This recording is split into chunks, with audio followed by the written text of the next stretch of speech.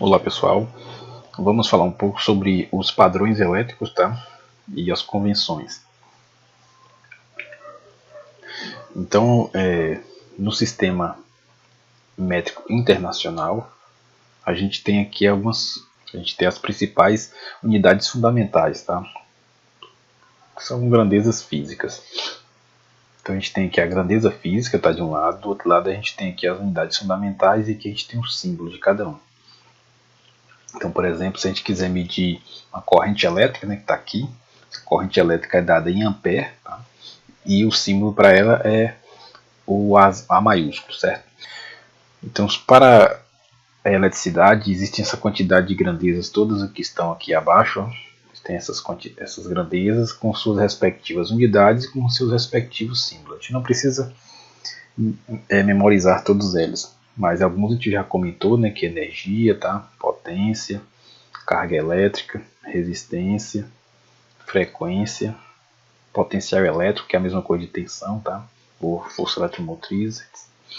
E por enquanto essas aqui já acredito que já satisfazem a gente, tá? Então se precisar decorar algumas aqui, vai ser essas, mas de todo modo o próprio contato que a gente vai ter com essas grandezas ao longo da disciplina vai fazer com que você naturalmente memorize tanto a grandeza, quanto a sua unidade, quanto o seu símbolo.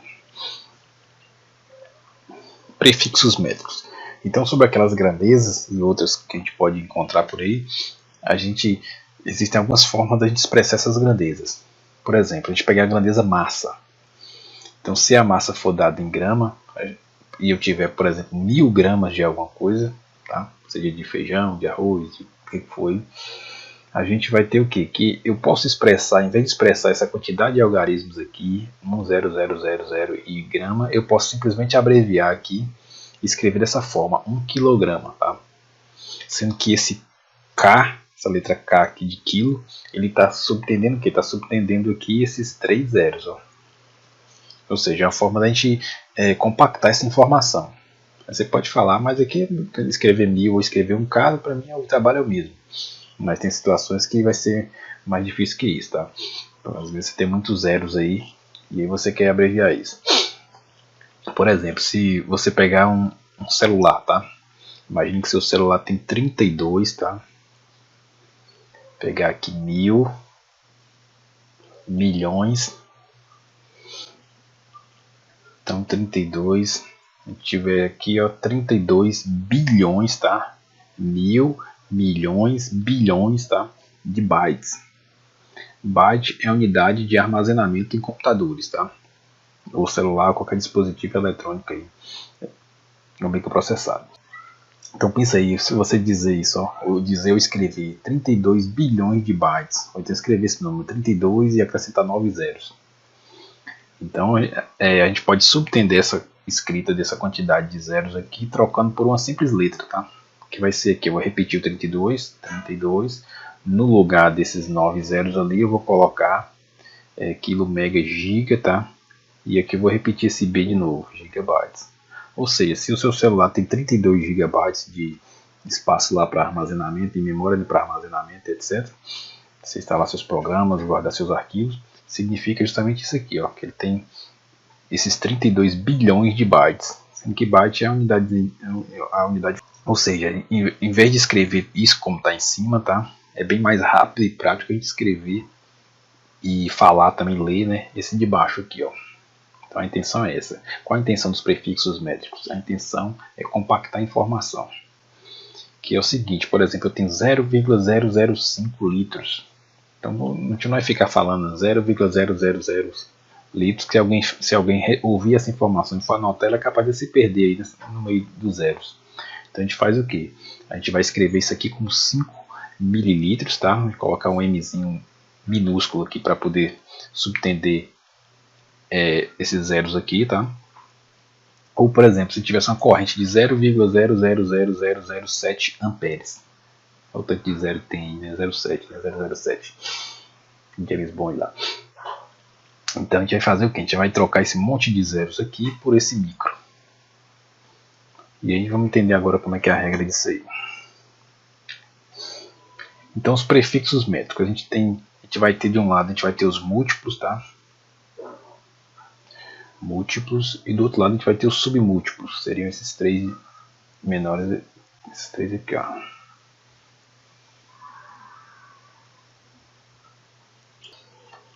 Então vamos fazer aqui alguns exemplos. Se a gente tiver qualquer grandeza em sua unidade fundamental, significa que ele está aqui no meio. Ou seja, ele está sendo multiplicado por 1 e não precisa mexer na unidade dele. Vamos pegar um exemplo aqui dos 2.000 metros. E aí a gente quer converter isso aqui, tá? A gente vai converter isso aqui em quilômetro. Por quê? Porque ele tem zeros do seu lado direito aqui, a gente quer abreviar isso, quer subtender esses zeros.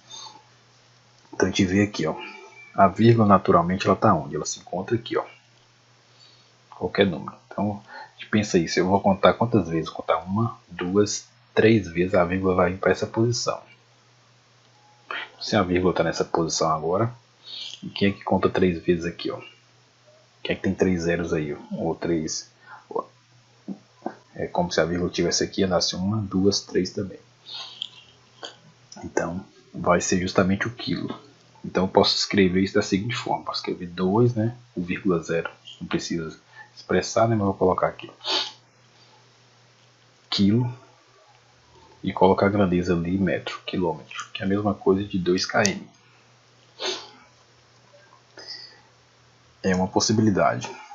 Ou posso também dividir por 1000, poderia pegar os 2.000 metros, né, dividir por 1000, esses 3 zeros cancelam com os de baixo, e a gente vai ter 2, tá?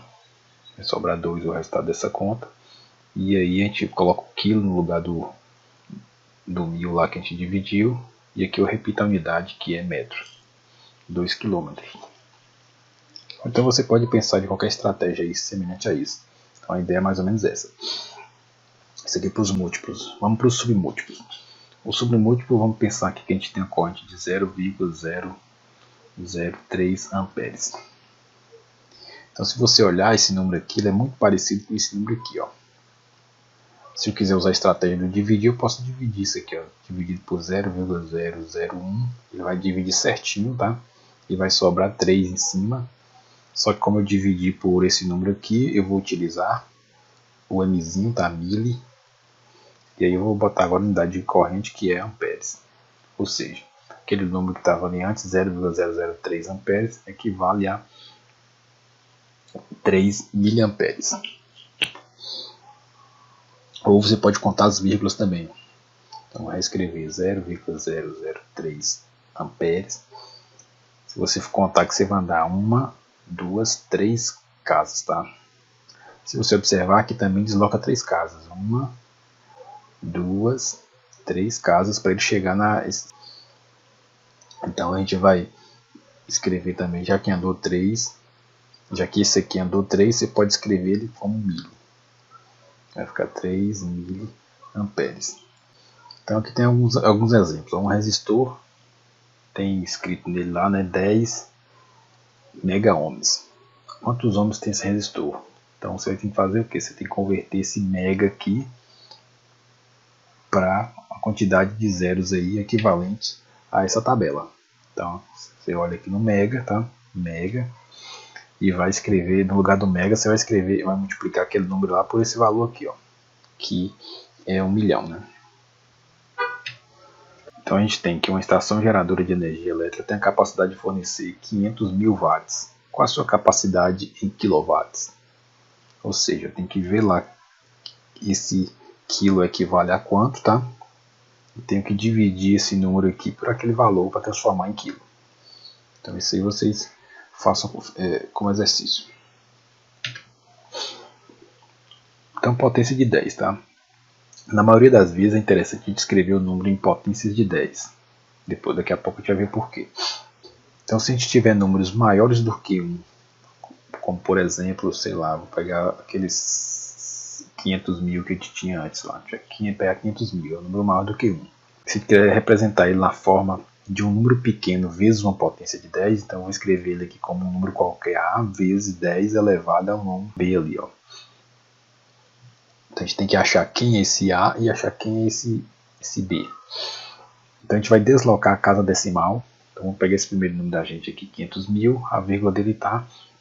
Observe, sempre que a gente não tem a vírgula explícita, ela não estiver aparecendo, fica subentendido que ela está aqui no final, ó, depois do último algarismo. Então ela está ali. Então a gente vai andar com ela para a esquerda, tá? Ou seja, ela vai andar para cá, para a esquerda, quantas casas a gente desejar. Então vou imaginar aqui, vou andar uma, daqui para cá foi uma, daqui para cá foi duas, daqui para cá foi três. Vou andar com ela 3 vezes aqui. Qual o número que sobrou aqui, ó? Esse número que sobrou vai ser o nosso A. E essa quantidade de vezes que a gente andou a vírgula vai ser o nosso número B. Então significa que esse número aqui embaixo ele pode ser escrito como 500, que é o número que sobrou, vezes 10 elevado a quantidade de vezes que ele andou aqui, que foram 3 vezes. Ou seja, esse número 500 vezes 10 elevado à terceira é igual a 500.000. Então aqui temos alguns exemplos, você dá uma olhada, se de preferência tenta copiar esses números aqui, ó, e tenta fazer eles e depois confira aqui a resposta. Agora é outra regra, para escrever números menores do que 1. Por exemplo, vamos pensar que tem 0,00007. E observa que a gente está preocupando só com o número, não está preocupando com a questão da grandeza. Se é corrente, se é tensão, se é distância, o que quer que seja. Então para escrever esses números menores do que 1, a gente vai escrever naquele mesmo formato, que é o número vezes 10 elevado a B. Então a gente tem que achar o A e tem que achar o B. A gente vai andar agora a vírgula casas para a direita, ou seja, a vírgula vai andar para o lado de cá, ela está aqui embaixo, ó, vai andar para a direita quantas casas a gente nos interessar. Eu vou andar aqui, vou andar uma, tá? Vou andar duas, vou andar 3, tá? Vou andar 4 e a vírgula para aqui. Ou seja, se eu colocar a vírgula nessa primeira posição, esse número aqui vai ser escrito agora como 7, né? Se eu quiser botar a vírgula, eu boto vírgula 0 vezes 10 elevado à quantidade de vezes que ela andou. 1, 2, 3, 4. Ou seja, o A para a gente aqui equivale a 7 e o B da gente equivale a 4. Então esses dois números aqui, 0,0007 é igual a 7 vezes 10 elevado a 4. Ah, sim, esqueci, essa potência aqui é negativa, tá? 10 a menos 4. Quando ela anda para a direita, essa potência aqui vai ser sempre negativa. Se a gente voltar ao caso anterior, como ela andou aqui para a esquerda, tá? Isso aqui vai ser sempre positivo. Então aqui a gente tem mais alguns exemplos, vocês tentam fazer esse exemplo, tá?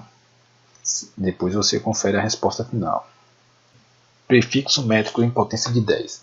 As ideias dos prefixos métricos é justamente utilizar a potência de 10. Então se a gente viu lá que o quilo equivale a 1000, tá? Nesse 1000 pode ser escrito como 10 elevado à terceira. A gente viu também que o mega é equivalente a 1 milhão. Esse 1 milhão ele tem 6 zeros. Significa, se a gente converter aqui, a vírgula D está aqui.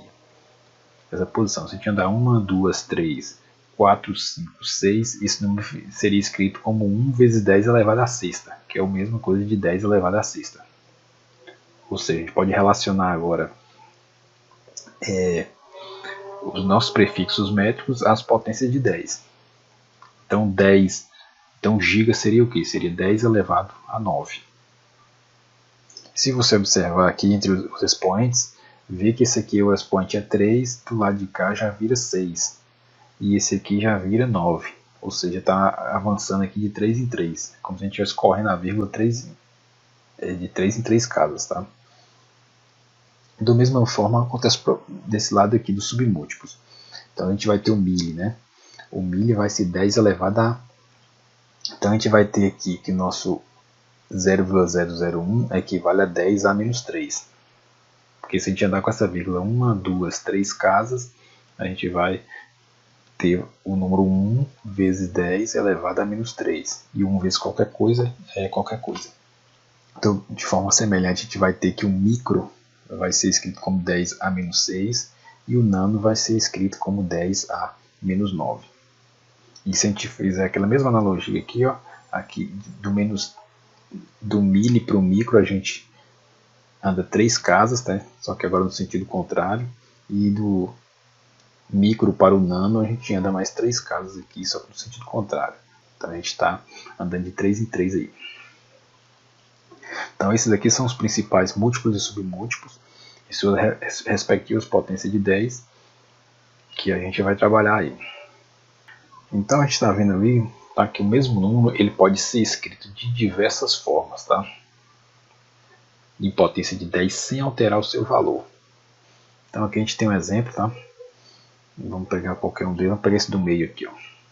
Então se eu tiver o número 0,004, desculpa, como é que é difícil, tá vendo falar esse monte de zeros. Então de novo, 0,000045. Então eu tenho esse número aqui. Se eu quiser, eu posso expressar, eu posso andar essa vírgula aqui ó, quantas vezes eu quiser. Então vou andar com ela 6 vezes. Vou andar 1, 2, 3, 4, 5, 6. Se a vírgula parou aqui, o número, os zeros aqui à esquerda não faz sentido, né? A gente pode ignorar eles. A gente vai ter esse número aqui, 45. Então está escrito aqui, ó, 45 vezes 10 elevado a quantas vezes ela andou para a esquerda? Ela andou 6 vezes, então vai ser elevado a menos 6. Ou seja, tanto esse lado de cá, quanto o número está escrito do outro lado da igualdade, tanto um número quanto o outro, tem o mesmo valor. Mas outra pessoa pode pensar, eu não quero andar 6, eu só quero andar 4 vezes. Então bora ver, se ele tivesse aqui, ó, com a vírgula nessa posição, e andar 1, 2, 3, 4, observe que vai sobrar um número aqui, ó. A vírgula vem para cá, né?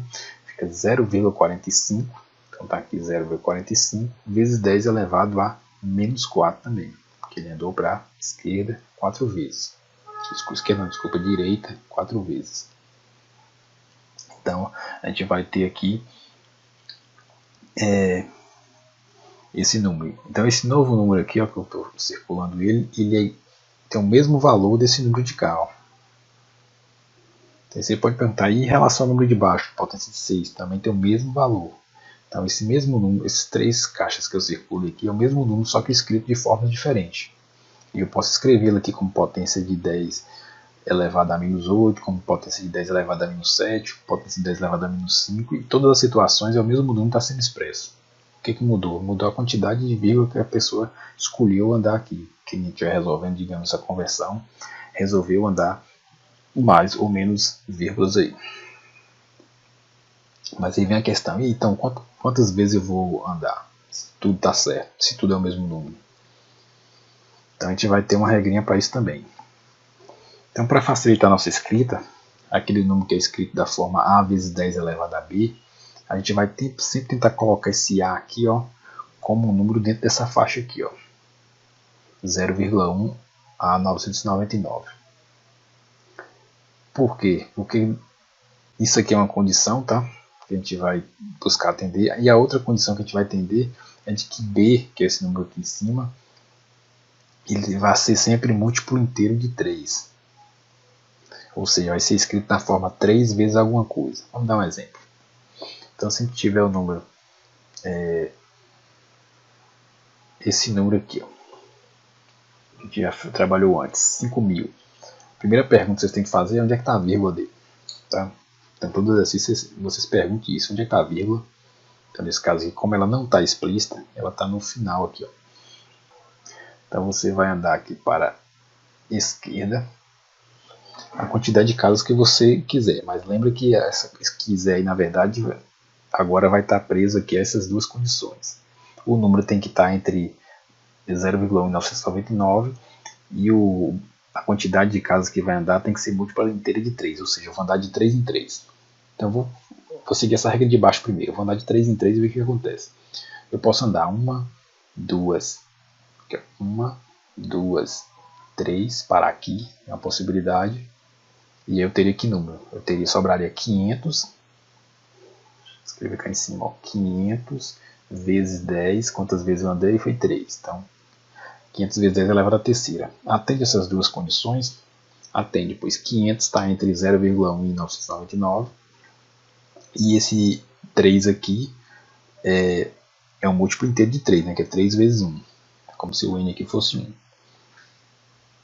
Para converter o número expresso com uma potência de 10 positiva em um número decimal, ou seja, se a gente quiser voltar, né, fazer o contrário, Quer dizer que você tem 3 vezes 10 elevado à sexta. E que você não quer mais a potência de 10. Você quer se livrar disso. Como é que você faz? Então você vai andar a vírgula no sentido contrário agora. Então a vírgula do 3 ela se encontra aqui. Você vai andar ela 6 casas para a direita. 1, 2, 3, 4, 5, 6. Então vou apagar ela daqui. Pronto, então você vai ter esse número aí, ó. Então 3 vezes 10 a sexta é equivalente a esse número grande aqui. Aqui temos alguns exemplos. Você tenta fazer esses exemplos, né? Depois você confere o resultado. Lembra de não tentar copiar logo de cara, né? Tenta de pegar o problema e tentar aplicar o que a gente fez aqui na regra, tá?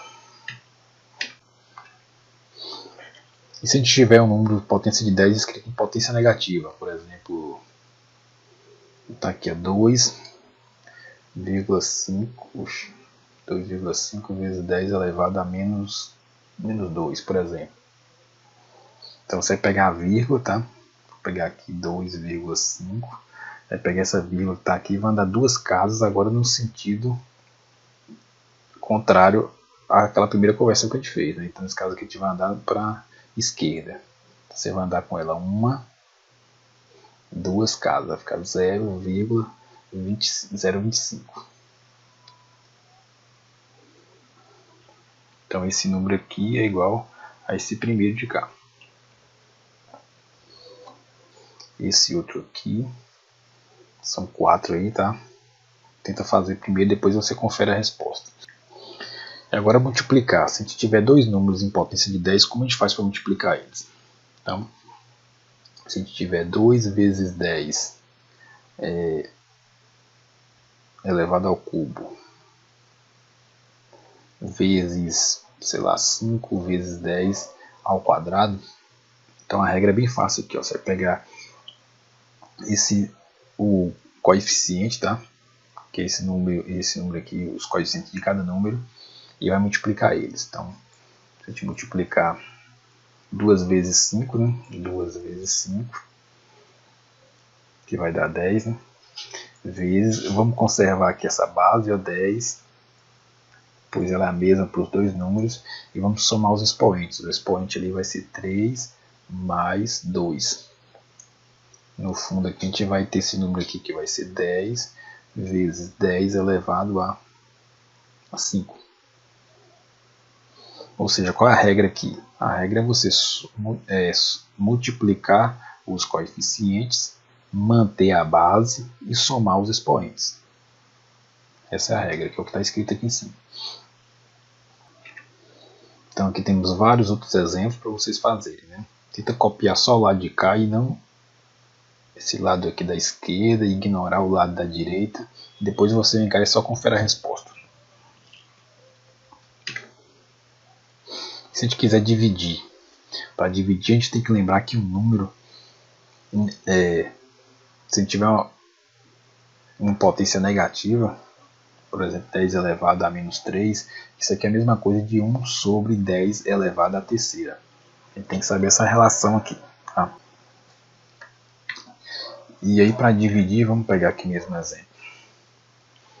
Então vamos supor que eu tivesse o número aqui 1 vezes 10.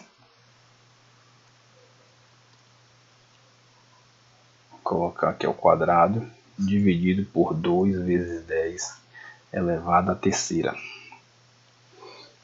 Então a regra aqui qual é? Você vai dividir os coeficientes, então vai ser isso aqui, ó, 1 dividido por 2, né, que vai dar 0,5.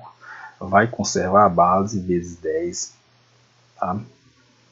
E aqui em cima, agora ao invés de somar, você vai subtrair os expoentes. Vai pegar esse expoente de cima aqui, que é 2, tá? E vai subtrair do expoente de baixo, que é 3, tá? Vou botar em parênteses aqui para você ficar claro aqui que esse menos aqui é a regrinha da jogada aí, tá? E aí vai ficar o seguinte, 0,5 vezes 10 elevado a 2 menos 3 vai dar menos 1. Então essa é a resposta. Então aqui a gente tem alguns exemplos, tá? Para vocês fazerem, façam esse, esse confira o resultado aí se está batendo o que está aparecendo ali. Para falar um pouquinho agora sobre arredondamento. Então, arredondamento a gente vai utilizar a conta. A gente faz uma conta, algum cálculo com auxílio da calculadora, né? A gente pode ter um número lá muito grande, por exemplo, sei lá, fiz uma conta e deu 2,3458292, por exemplo. Só que a gente não vai copiar esse valor todo aqui para nossa resposta, não tem necessidade disso. Então, qual vai ser a nossa regra aqui? Primeira regra, a gente vai usar sempre duas casas decimal. Ou seja, depois da vírgula eu vou usar sempre duas casas. E, ou seja, tudo que está aqui para frente eu vou suprimir. Então, qual a regra para suprimir? A gente vai observar esse algarismo aqui, esse terceiro algarismo depois da vírgula. E vai ver o seguinte, se ele for menor do que 5, a gente vai deixar esse vizinho dele aqui à direita, que nesse caso aqui é o 4, vai deixar do jeito que está. Essa é a primeira condição. A segunda condição é a seguinte, ou uma condição ou outra, né, que vai ser atendida aqui. Se o algarismo a ser suprimido for maior ou igual a 5, vamos incrementar seu vizinho da esquerda em unidade. Então bora pensar. Esse cara aqui, que eu marquei, ele é maior ou igual a 5? Sim, ele é igual a 5. Significa que esse cara aqui do lado dele, que é o 4, vai ser acrescido em unidade. Então esse número aqui, na verdade, vai ficar agora, vou escrever aqui embaixo, vai ficar 2,35. Então esse aqui é o arredondamento desse número lá de cima. Tá? Bora fazer, então, casou em qual condição? Casou nessa condição aqui de baixo. Ó, nessa aqui. Vou fazer um outro aqui para testar, para cair na de cima. Tá? A de cima não deu certo, a gente foi para de baixo. Agora pensar outra aqui, ó, se a gente tiver 14,5521. Já é esse número aí. Lembrando a primeira coisa, a gente quer quantas casas depois da vírgula. Você pode se perguntar isso. É duas. Então pronto, você marca essas duas aqui, ó. E você vai observar a terceira casa depois da vírgula. E aí vem a condição. Esse algarismo aí é menor do que 5? Sim, ele é menor do que 5. Se é menor do que 5, a gente vai apenas suprimir, tá? Daqui para frente a gente pode suprimir e deixar esse vizinho dele aqui à esquerda do jeito que está. Então vai ficar 145,55. Essa aqui é a resposta para esse arredondamento. Então vamos para o seguinte, vamos falar agora sobre símbolos gráficos e diagramas. Então, como a gente viu antes, a gente falou do nosso circuito básico, né? Que precisa ter uma fonte, precisa ter um dispositivo para realizar trabalho, precisa ter um dispositivo aí para interromper o funcionamento, né? Quando a gente assim desejarmos. E vimos também que precisa dos condutores aí que interligam esses componentes, além de conduzir a energia da fonte até a carga. Só que se a gente quiser desenhar, ficar desenhando isso aqui sempre, tá? Isso aqui é muito trabalhoso fazer um desenho equivalente a isso, e nem todo mundo tem essa habilidade. Então a gente faz o que? A gente converte esse desenho aqui em um diagrama esquemático. Ou seja, no lugar da fonte, essa pilha aqui de 4,5 volts, a gente desenha esse símbolo aqui, que é o símbolo de uma bateria que a gente já comentou aí em aula passada. No lugar do dispositivo, que é a carga, que realiza trabalho, a gente vai desenhar o que? A gente vai desenhar aqui, ó, esse bichinho aqui como se fosse um zigue-zague, que é um símbolo de um resistor.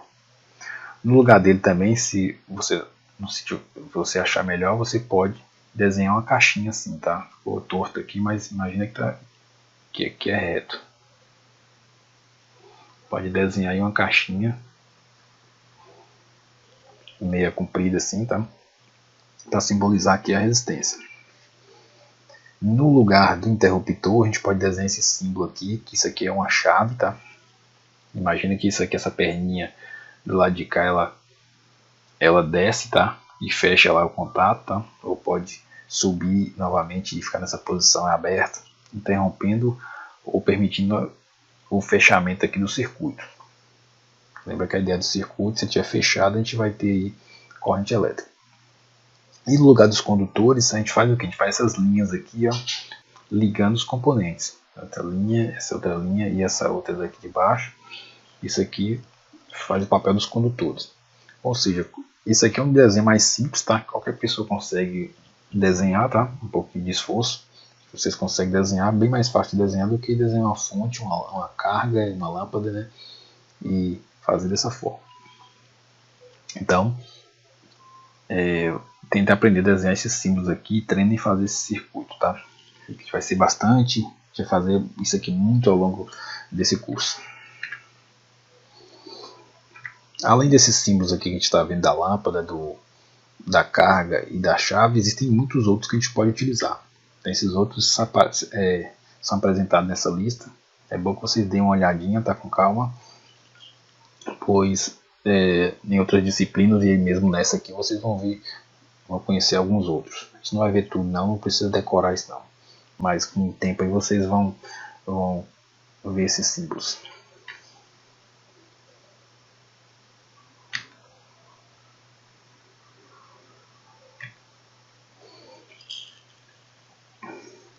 Nos circuitos é comum também a gente ver que os componentes eles são representados por letras, tá? Então, por exemplo, se eu tenho essa placa e eu quero representar aqui um resistor, eu coloco a letra R para indicar um resistor. Aqui, não sei se vai dar para ver direito, mas aqui tem vários resistores aqui. Isso aqui é a letra R, ó, R39 se não me engano. Aqui 34, 32, tá? 31 aqui, 33. Então a gente tem vários resistores aqui e a indicação dele é através da letra R. Da mesma forma, se eu quiser representar um diodo, isso aqui é um diodo, por exemplo. Então a gente vai ter aqui um D de diodo nele, D15. Então isso aqui é o que? É uma maneira que a gente tem de expressar os circuitos numa placa, tá?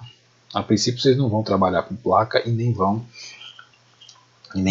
muito menos projetar a placa, mas é interessante vocês saberem que o circuito que a gente projeta lá, que a gente trabalha, a gente faz um esquema, digamos, de um circuito, e esse circuito aqui ele pode se tornar uma placa, tá? Ou se pensar no sentido contrário, toda placa dessa daqui, antes de se tornar uma placa, ela foi primeiro um circuito, um diagrama esquemático. Alguém desenhou ela esquematicamente, né?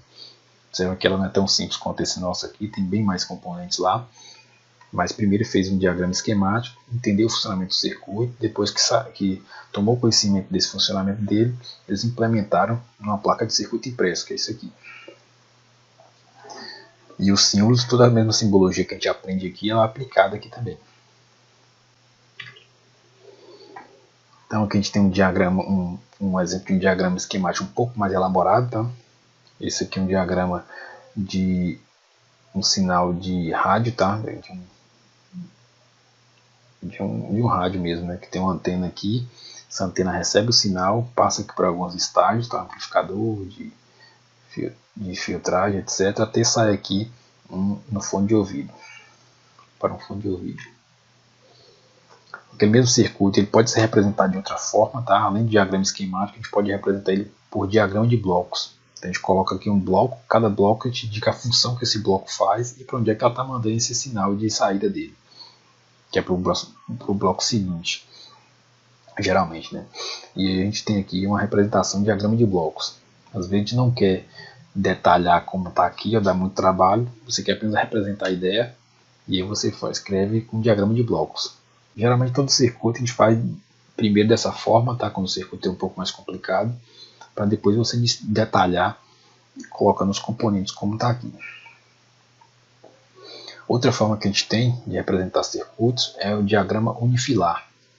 Isso aqui a gente vai utilizar em IEP, tá? É utilizado na disciplina de IEP, que é a representação aqui de tomadas, interruptores, lâmpadas, tá? E a fiação que liga esses componentes através desses símbolos. Então isso aqui vocês vão ver com o professor Erivan e Josan.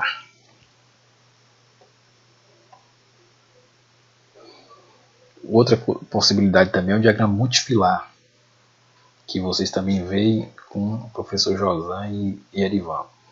Então, nesse caso aqui é explicitado tá, os fios, cada condutor aqui é representado no diagrama, de modo que você enxergue realmente o caminho aqui de cada fio. por exemplo, simulando aqui duas lâmpadas, dois interruptores. Você observa que chega uma fase aqui nesses dois interruptores, de um lado dos dois interruptores, do outro lado sai dois retornos, um para cada lâmpada, tá? E aqui tem um neutro ligando o outro terminal das lâmpadas, dos bocais das lâmpadas, que é ligado lá ao fio neutro. Então fica bem explícito aqui a ligação, diferente desse aqui que fica um pouquinho subentendido, mas a gente consegue entender também. Os professores vão ensinar vocês lá.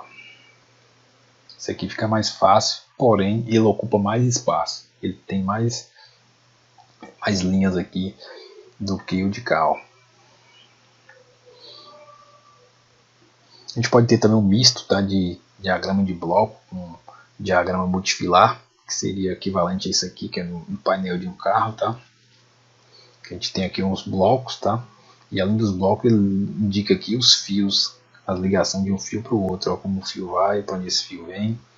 E além disso também é indicado as cores aqui, as cores dos fios. Então onde tem LR e MR aqui, por exemplo, é laranja e marrom. Onde tem AZ e BR, por exemplo, é azul e branco. Onde tem AZ é azul, onde tem VD é verde e por aí vai.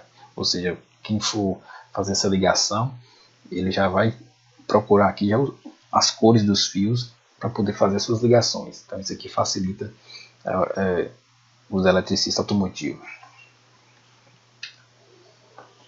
E aqui a gente tem o diagrama unifilar de uma residência, tá? Então uma casa, se a gente vai fazer o diagrama unifilar de uma casa, ela funciona mais ou menos dessa forma aqui, ó. Então aqui você tem uma casa com 1, 2, 3, 4, 5, 6 cômodos aqui, né? Então você vai ver que a representação é feita dessa maneira aqui. Mas aqui pode parecer difícil para vocês, mas com o tempo a gente pega isso, tá? Então esse material foi tirado do livro de Milton Gussov, tá? Eu agradeço a atenção e até a próxima.